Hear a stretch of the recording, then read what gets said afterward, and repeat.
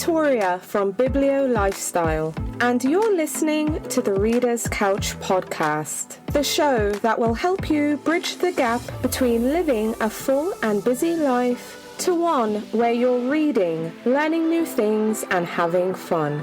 Today on the couch, I'm so excited to welcome author Rainesford Stauffer to talk about her new book, All the Gold Stars, Reimagining Ambition and the Ways We Strive. All the Gold Stars takes a look at how the cultural, personal, and societal expectations around ambition are driving the burnout epidemic and how it's pushing us further apart, all while providing us with ways for us to reject our current reality and reimagine ambition. Now, in this episode, Rainesford and I talk all about ambition. She shares her relationship with ambition and how it's evolved. We talk about the ties between ambition, self-worth, and identity, and we even get pointers on how we can evaluate our relationship with ambition and reimagine it going forward. Plus, Rainesford also shares some great book recommendations and reading tips.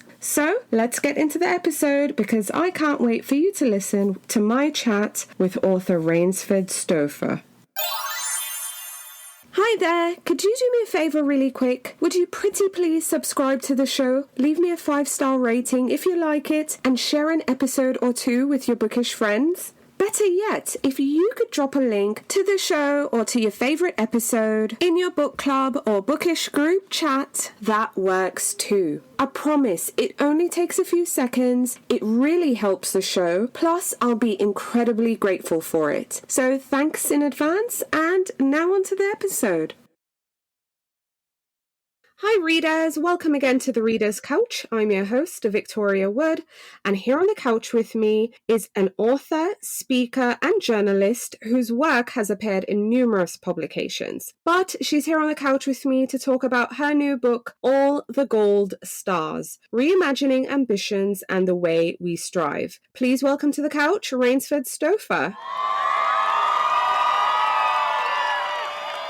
Hi, Rainesford. Hi there. Thank you so much for having me today. Absolutely. I'm super excited to have you here. Really can't wait to dive into your book. But I want to know, how are you feeling? I know this isn't your first rodeo, but, All the Gold Stars, it's available now. Readers can get their hands on a copy. How are you feeling about it?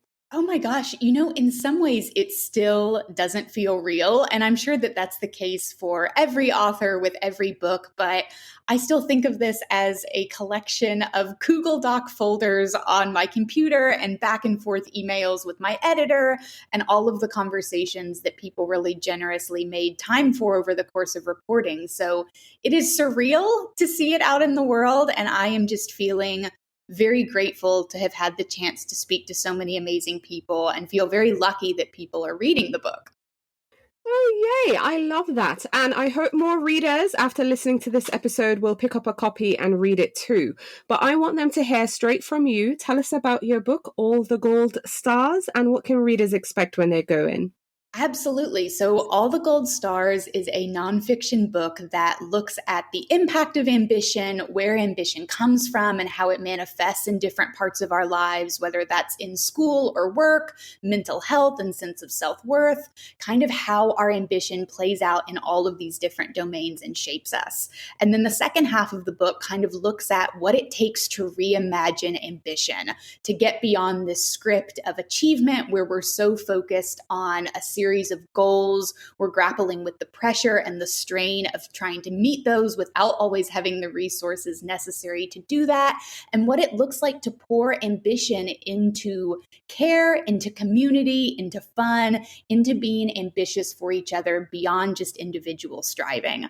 The only other thing I'd say, my favorite part of the book was getting to interview so many different people of all different ages and locations and life circumstances with all different relationships to ambition. And that kind of runs throughout the book. There's some personal writing from me that hopefully ties the whole thing together. But the interviews, they have stayed with me until this day. So I hope that there's a little something for everyone in these pages. Love it, love it, love it indeed. Now, you actually started by saying, hey, I'll go first, by sharing your story and your history a bit with ambition in the first parts of the book. And you identify yourself as a lifelong achiever. There are lots of folks out there who I think would identify as the same. I know for sure I'm one of them. So tell me about your history as a lifelong achiever, and then what made you decide to reassess your ambition and, of course, the consequences? Oh, this is such an interesting question. And honestly, this was one of the parts of the book that was the most challenging to unpack because on paper, especially when I was younger, I was not a straight A student, teacher's pet, kid who was involved in everything. I was just the kid who seemed like she was willing to try as hard as she possibly could. So it was all this ambition, all this energy surrounding wanting to do a good job, wanting to please the adults in my life, whether that was my teacher at school or a dance teacher, anyone. But sometimes the outputs did not always match the level of effort that I was putting in. And rather than deriving a lot of self-worth or perfectionism or all of these other things from achievements as an outcome, like earning that perfect grade or doing well on a test, I seemed to derive a lot of self-worth through the process of being ambitious itself. I really relished being someone who was willing to work the hardest and was willing to self-sacrifice and all of these things from such a young age. And I think that because we look at that outwardly and think, well, that's a good thing. She's working hard. She's committed. This kid obviously wants to do a good job, that it became very easy to overlook some of the harmful ramifications of that, which is essentially as an adult, I didn't know how to stop. I didn't know how to have boundaries around my work. I didn't know how to put the brakes on. And it hit a point where we've all had moments like these where it seems like everything in our lives kind of falls to pieces at once. And that's what happened to me. I had massive shifts in my personal life and some personal losses. My physical and mental health seemed to be deteriorating faster than I could kind of get my hands around that. And all of a sudden, I was not ambitious anymore. And that terrified me. So that was kind of the moment that got me interested in thinking not just about my own ambition, but in how ambition is upheld and constructed and what it would mean if we could shift it away from this individualized mentality that felt like it was putting so much pressure on so many people, myself included. Right, right, absolutely. And that question you found yourself asking at the end there, I also found myself asking.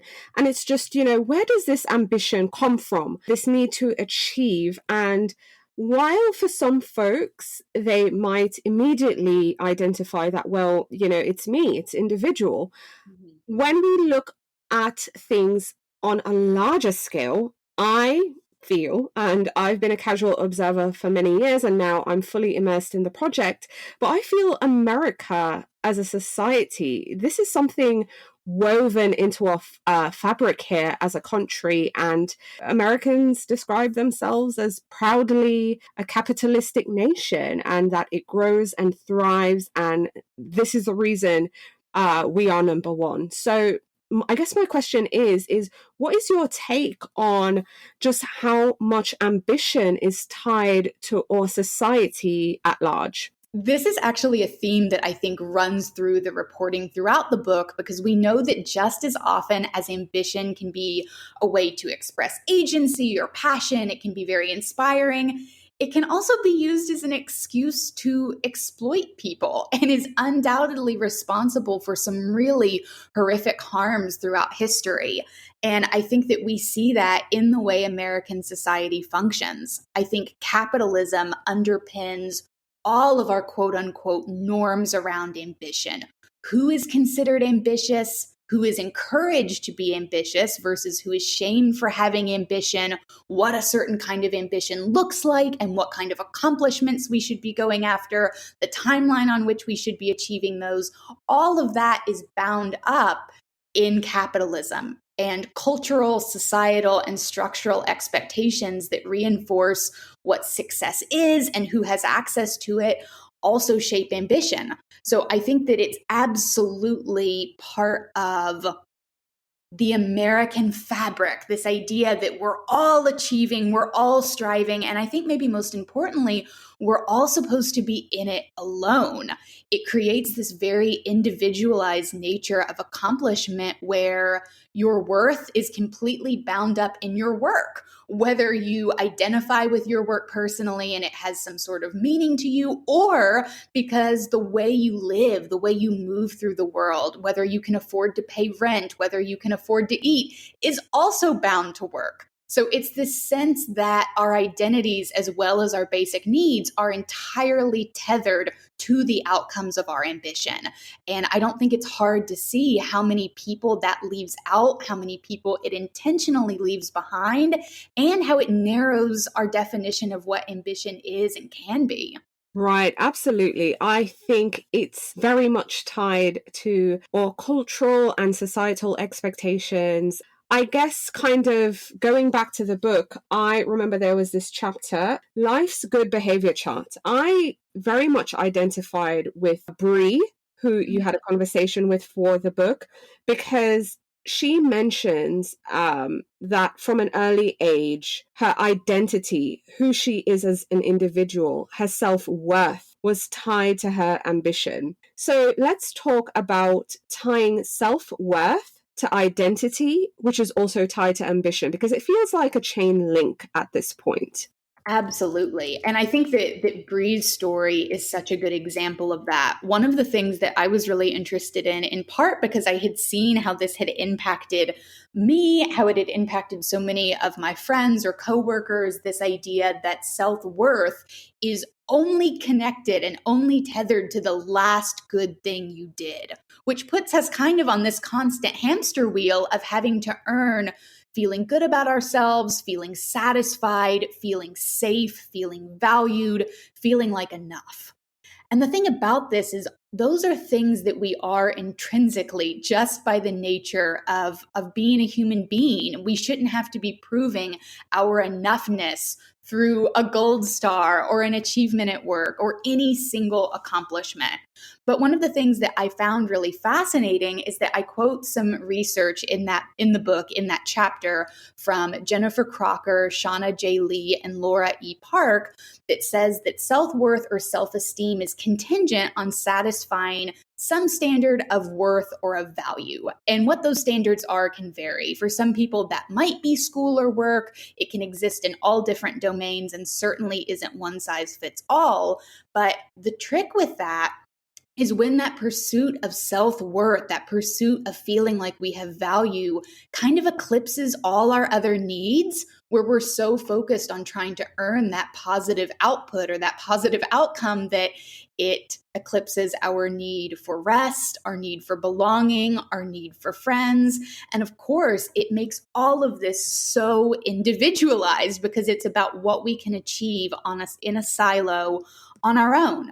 And I think that limits how we think of ambition when all of our self-worth and the heft of our identity is contingent on satisfying someone else's standard of worth. And so when we think about these contingencies of self-worth or areas where we invest our self-esteem, it came through really strongly in the research that it's important not just to make sure that that's kind of a diverse range, that all of our self-worth or identity is not attached to a single accomplishment, but that we're getting that from multiple sources. And that rather than thinking about what we can achieve on our own, it can be really helpful to think about what we want to give to a community we're part of, how we want to show up in different spaces with our friends or colleagues or relationships we're in, and kind of what we can contribute overall. That can help relieve some of the pressure that all of your self-worth is contingent on whatever you've accomplished. Absolutely. And there are just such amazing interviews and research in this book that I absolutely adored. But the one that really jumped out to me from the start, I guess maybe it's because I've been hearing this so much more in the past couple of years. And this is a chapter entitled Just a Hobby. I think you know where I'm going with this one.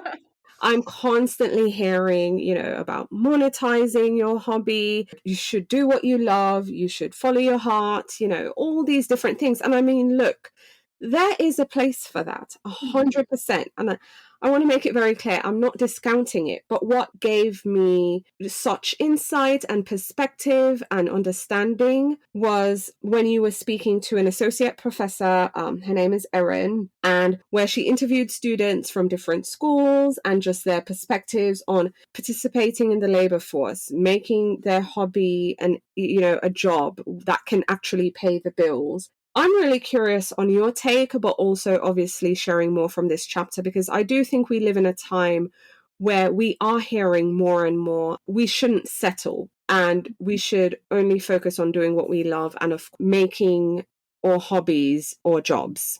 Oh, wow. There's so much here. We could probably have an entire conversation just on this alone. I think that what comes through when I think of these things, these conversations about hobbies or hobby adjacent conversations like following your passion, monetizing your interests, do what you love, and you'll never work a day in your life, which just seems blatantly incorrect, willfully incorrect at this point, is that not everyone has the resources to do that, and resources are bound to everything in regard to our ambitions, our hobbies, our work, what kind of work we do, how we might feel about that work. It's all wrapped up in what kind of support and access to resources we have. And I think that that's really important, because one of the solutions here, if we were thinking about reimagining ambition or rethinking ambition, is to give people more resources, more time, more autonomy over their time to choose what they're ambitious about.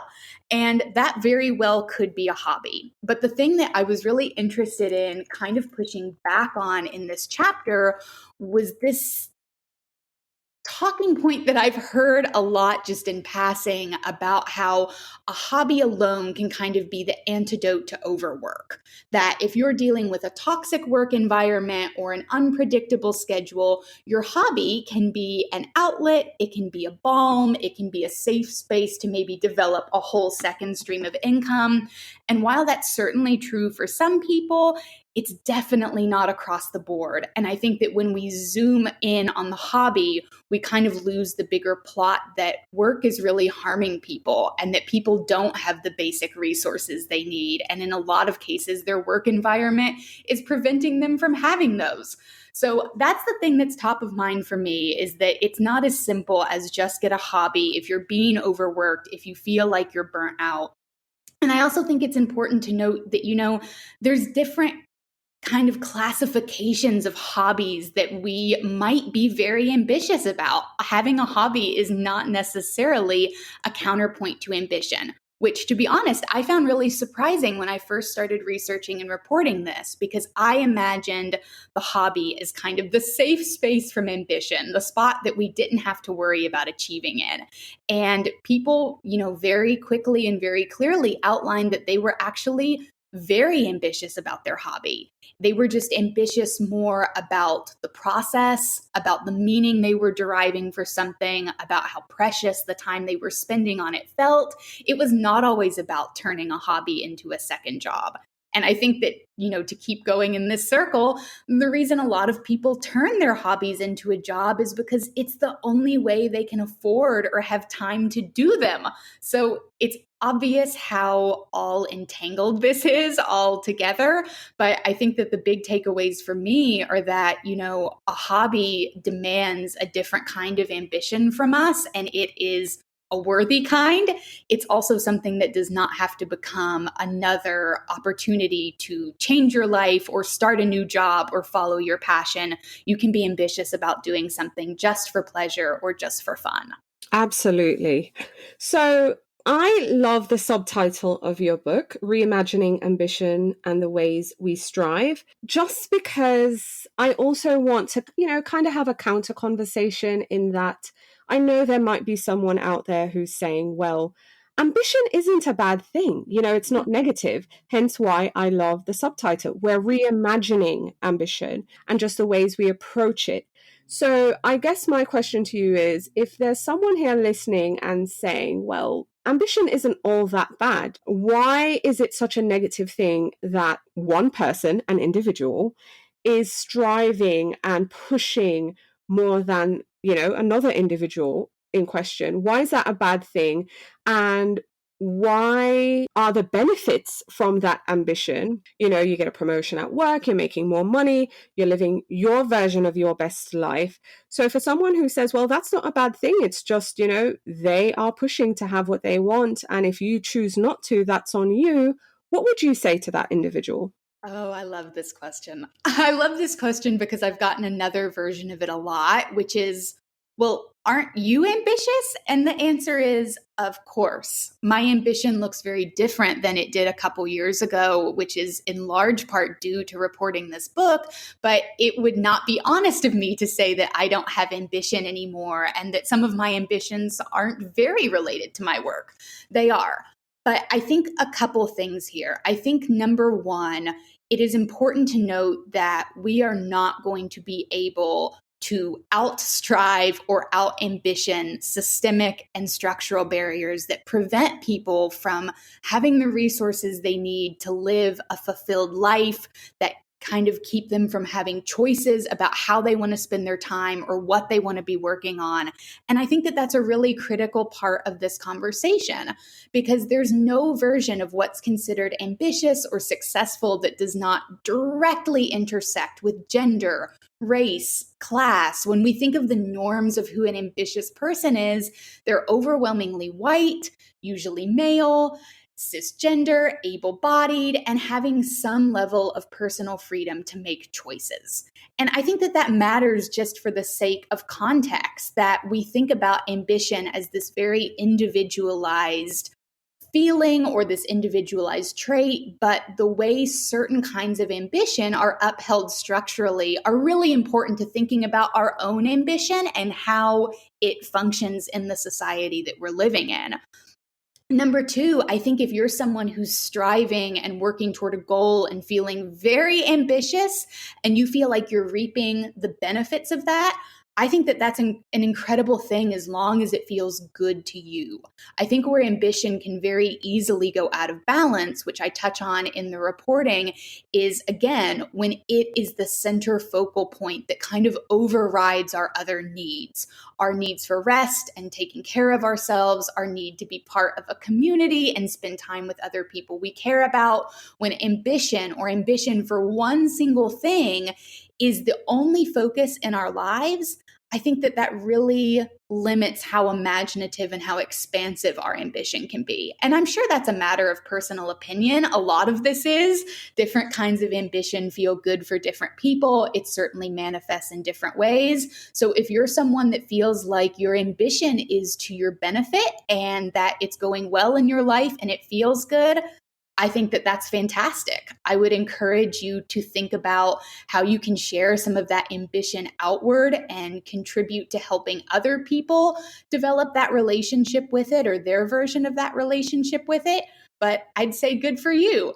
The last thing I'll say on this, number three, is that I do think the reimagining piece is really important. And it was one of my favorite parts of reporting this book, was getting to hear how people were ambitious about and ambitious for things that never show up on a social script of achievement. When we think of achievement, we think of certain big benchmarks like graduations or promotions. And of course, those are incredible accomplishments. Of course, we've worked hard for those. We want to celebrate them.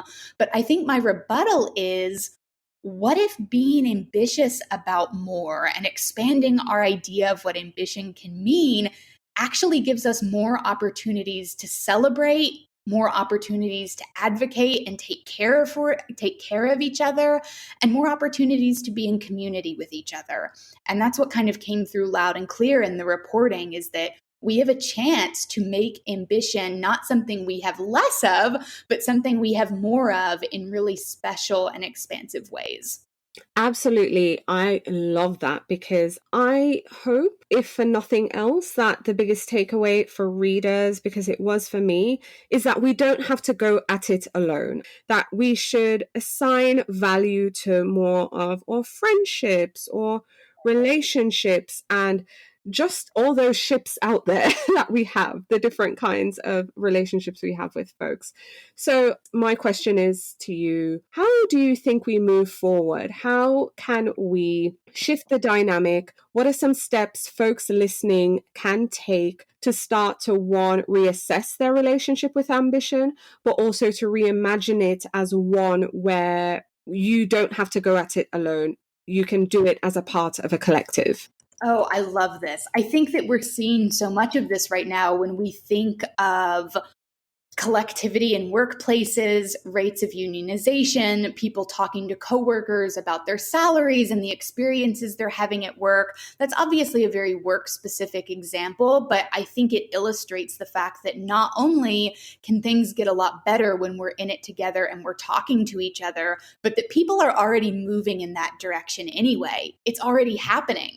And I think we can see that as well in some of the bigger policy conversations that were touched on in the book. A lot of people I talked to had a lot to say about how having their basic needs met, things like having universal health care, a universal basic income, paid leave, would really change their relationship to ambition and actually give them the tools and the capacity to be ambitious, not just about their work, but about their families, about their neighborhoods, about their communities, and kind of zooming out to have this much larger sense of how we truly are all connected and we really do need each other to get by. When I think of smaller things that we can do on the day-to-day, some of the examples that I loved from the book really ranged in size or even in frequency, but everyone pointed to the fact that they took a lot of care, they took a lot of intention, they took a lot of motivation, all things that are inherently wrapped up in ambition. So people talked about prioritizing their friendships by having what they called standing friend dates, where there was a time on the calendar every week or every month, whatever you could manage, that kind of takes the guesswork out of making a plan, where you knew you were going to meet this friend at this coffee shop or call this friend to catch up in 15 minutes on the phone. Things that seemed really small, but truly altered how the day-to-day felt. People talked about being engaged in mutual aid initiatives in their local communities and how it felt to kind of work together to take care of each other. And that takes so much ambition. So I think it's really a matter of outside the bigger policy framework where people need more structural support. We need a better social safety net that actually works for people and is accessible for people. I think it's about looking at our day to day and asking ourselves, where can I reach out? How can I reach back? How can I be ambitious for something that isn't just about me? Because the thing about that is it benefits us too when we do that. We all want to feel like we're enough, like we belong somewhere, like people want us around, like people are ambitious for us. So of course it makes sense that we want to turn that ambition outward and be ambitious about each other too. Yay! I absolutely agree. I love that. I love these steps. And you can find all that plus more in Rainesford's book, All the Gold Stars, Reimagining Ambition and the Ways We Strive. So I'm really curious because I want to know more about how this book came to be. So what inspired you to write All the Gold Stars? And, just give us some behind the scenes details on your thought process for this book, but also the early spark. Sure. So honestly, this was a very different book when I first started out in a couple different ways. I had actually been working on some reporting for a completely different nonfiction project, different style, different subject matter, and had mentioned in passing to my agent, hey, I've been thinking a lot about ambition lately. Let me know if you want to see some stuff on that. And at that point, the stuff in question was just a lot of personal writing I had done as I tried to grapple with what I felt like was the loss of my own ambition. And the reason that loss was so disorienting is at the time, ambition felt like the only good thing about me. It felt like the only trait that let me earn a self I could be proud of or even tolerate, honestly. And so feeling like I was lacking that second gear or that drive really threw me into panic mode. And when I first set out to report this book, I was pretty convinced privately to myself that I would find a lot of people who also didn't feel ambitious anymore. And the book would kind of look at, what does it mean to lose this? Do I want to get it back? Can you even get it back? And what does that mean? So that was the initial spark. But honestly, the thing that made this feel like a book, like something that could be explored in this many pages, like something I could talk about endlessly, as you can probably tell, were actually the conversations that I started having with the sources who shared so much of their time and so many of their experiences for these pages, when I started realizing that not only were other people having versions of this experience that I was having, it was manifesting for them in such different ways. And they were able to point to really significant structural barriers that were upholding or compressing their ambition. They were also really willing to talk aloud about what it meant to have a different kind of ambition, what reimagining it really looked like in practice. And so once I had the first 5 to 10 of those conversations while reporting, I was hooked. And I probably did well over 100 interviews for this book altogether. Actually, now that I say it out loud, probably way over 100 interviews. And I just wish that I could have included everything everyone shared, because it shows that there's so many depths to this conversation, so many angles that you can approach it from. And it's one of the things that makes me really excited and really hopeful about reading or hearing other people's perspectives on this, because there's so many more directions you could take it than could be done in a single book. Absolutely. I couldn't agree with you more. And now it has me thinking, how long did it take for you to write and pull together and interview and just do everything for all the gold stars? Oh my gosh, this is a great question. And I wish I had a clearer sense of the timeline. I think probably altogether, start to finish, before we even knew it was going to be a book, the work that I was kind of doing ahead of that, 3 or 3.5 years, I think, from start to finish. And I think that that's one of the things that's so funny about it now, is I feel like my sense of time has really been altered by the past couple years. And there was some overlap between me starting work on this book and my first book coming out. So it all has kind of run together a little bit, but I still feel like I'm thinking about those conversations I had while reporting every single day, even if, the initial conversation with someone happened 3 years ago. Right. Okay. Well, on the note of your first book, I absolutely loved An Ordinary Age. It's a favorite of mine. So for listeners who are not familiar, share a bit about that book with us. Oh my gosh, it's been so long since I've gotten to answer a question about An Ordinary Age. An Ordinary Age is also a nonfiction book.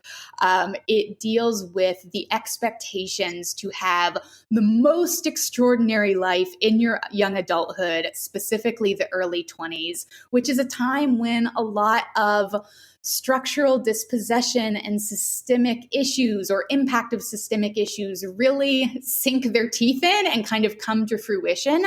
So it's looking at the expectations to have the time of your life, to have figured out your perfect path that will carry you through adulthood, and how those expectations often really limit us or set us up to fail. And again, I think the thing that the two books have in common is the interviews in that book. I still think about them often. I am still in touch with some of the sources who spoke to me when they were in their late teens or very early 20s, and getting to see the shape their lives have taken since we first talked for that book is just such an incredible gift. I mean, I couldn't even imagine. I loved reading An Ordinary Age just because you didn't only interview adults, but there are also young adults in the book as well. I mean, after all, they are centered in the book. So I appreciated reading this book. It was really good as well. Thank you so much. And thank you for noting what I should have noted, that the book did try to really center and interview people who are currently experiencing this. And I think one of the things that feels still important to me about that is that it means that some of the stories in the book, some of the questions that people were asking of themselves and others, are a little messy, because it is such a messy time of life. And that is not only okay, that is completely normal, despite what hashtag best life, the 20s are the time of your life, would have us believe. It can be really chaotic. It can be really frustrating. And that felt important to capture in the book. Yep, absolutely. So on that note, readers, you have two books now, All the Gold Stars and An Ordinary Age. Okay, I want to get into your reading life really quick, because even though I know we're here to talk about your book, All the Gold Stars, I want to know what you're reading. I know my listeners do too. So tell me about the last book or books that you finished reading that you'd now recommend. Oh my gosh, this is such a hard question. And I instantly blank and know that I'm going to leave off like 17 amazing books that I've read recently and loved. But I will try to go through a couple that I've read recently and will recommend. Bootstrapped by Alyssa Court was a book that I absolutely loved. You Can Make This Place Beautiful. Maggie Smith's memoir is one that I keep coming back to, as well as Nicole Chung's second book, A Living Remedy. Just could not savor that book enough. Another one that I've read recently that came out recently, I think in April, was You or Someone You Love by Hannah Matthews. I obviously read a lot of nonfiction, and all of those are kind of top of mind for me on books I've read recently and would recommend. What would you say was your favorite childhood book? Ella Enchanted. I don't even have to think about it. I can still quote lines from that book. I think about it all the time. I literally read my copy until the front cover fell off of my paperback. So that was the one that stood out to me. Okay, so side question. What did you think, as a fan of Ella Enchanted, what did you think about the screen adaptation, kind of in the wake of the Shrek movies and stuff like that? What did you think of the Ella Enchanted we got? Okay, so this is a little bit embarrassing because I don't think I've ever seen that movie all the way through. I love Anne Hathaway. I'm a big fan, but I don't think I ever watched it all the way through. And I think that was in part because this book was such a hugely formative part of my early years, and I had very specific and precious memories associated with that book that I'm not sure I would have watched any movie adaptation of it. I think I wanted to just keep it as I knew it in those pages. What books are you looking forward to reading in the year ahead? Oh my gosh. I keep saying, oh my gosh, but it's because there are so many good ones. I've actually been doing a lot of rereading. I've gone back and I've read some books that I loved over the past couple years, but feel like now I really have the brain space to absorb. A couple of those were This Boy We Made by Taylor Harris, which is another memoir, Essential Labor by Angela Garbez, which is an incredible book. So I've been doing a lot of rereading. When I'm thinking of books in the year ahead, it's less specific titles that come to mind and more a commitment that I'm going to read more fiction. I have been meaning to get back into my fiction reading habit for the past couple of years. And so that is the thing that I'm looking most forward to this summer and throughout this next year. Okay, I love that.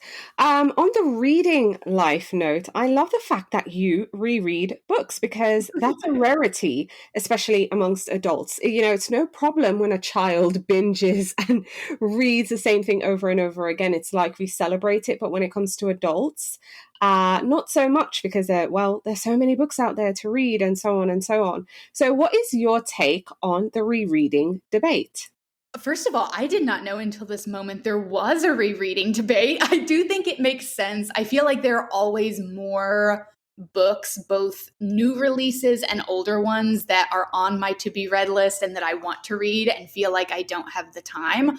And I'm trying to do better about making the time, because I think that, there's a lot of hype when a book comes out and all of this attention surrounding it and kind of this sensation that if you haven't read it within the month, you're behind and should move on to something else. And I'd really love to push back against that. I think I love it when I read a best of books list that includes a title from 5 years ago. I think it's really important to help readers keep discovering books well after the fact. I know that I've found so many books I really love that way. So I think my take on it is I am an avid rereader. I find a lot of comfort in rereading books that I loved. And I also feel like there's, especially in the kind of books that I love to read, and I'm sure books of all genres in general, I think you get something a little bit different from it every time, whether that's discovering a new detail that maybe you kind of skimmed over before, just didn't fully internalize, or different themes jumping out at you based on kind of where you are emotionally or in your life. That's been my experience. I feel like when I reread a book, it meets me where I am at that point in my life. Right, absolutely. And if you could, I'd love it if you could offer some reading tips for our listeners. How do you find time to read books? And hopefully they maybe can apply it to their lives and find time to read.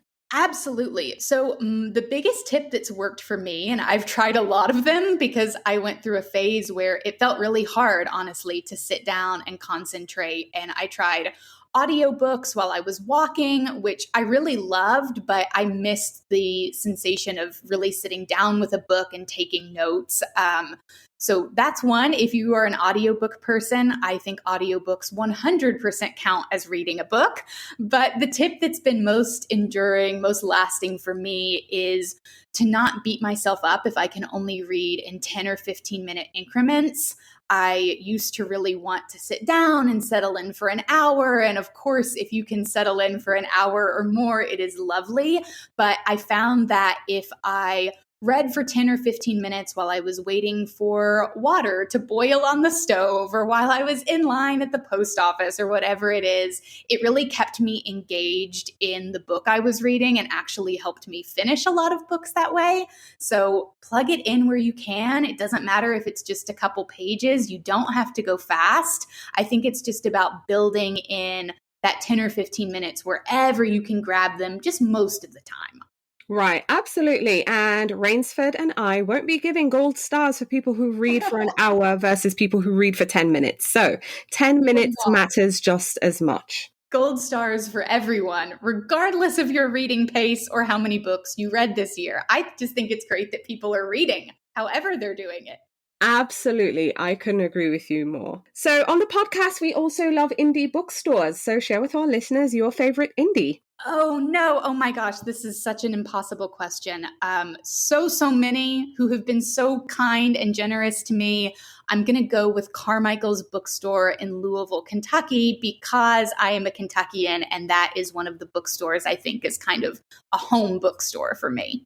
Oh, love it. All right, so let's get back to all the gold stars. Now, I know you've done your job, you've written a book, you've given it to us, but in an ideal world, what are you hoping readers might think or feel after they've turned the last page? That's such a great question. Honestly, I just think if it gives anyone a sense of permission to reimagine ambition on their own terms, to think about what it means for them to be ambitious, maybe what it looks like to be ambitious beyond just an individual pursuit and toward a community, I think that that would be incredible. Honestly, I just hope that people walk away having connected to the book or a source in the book or an anecdote in some way. And I think that anything beyond that, in terms of knowing that their ambition, whatever it is, however it shows up, if it shows up, is worthy and good and worth being ambitious for. I love it. Readers, I hope you'll give this book a go. All the Gold Stars by Rainesford Stauffer. I'm also a fan of her previous book, An Ordinary Age. So if you need another book, I highly recommend you pick that one up too. Rainesford, thank you so much for coming on the show and speaking with me. It's been an absolute pleasure. Thank you so much for such incredible questions and for having me.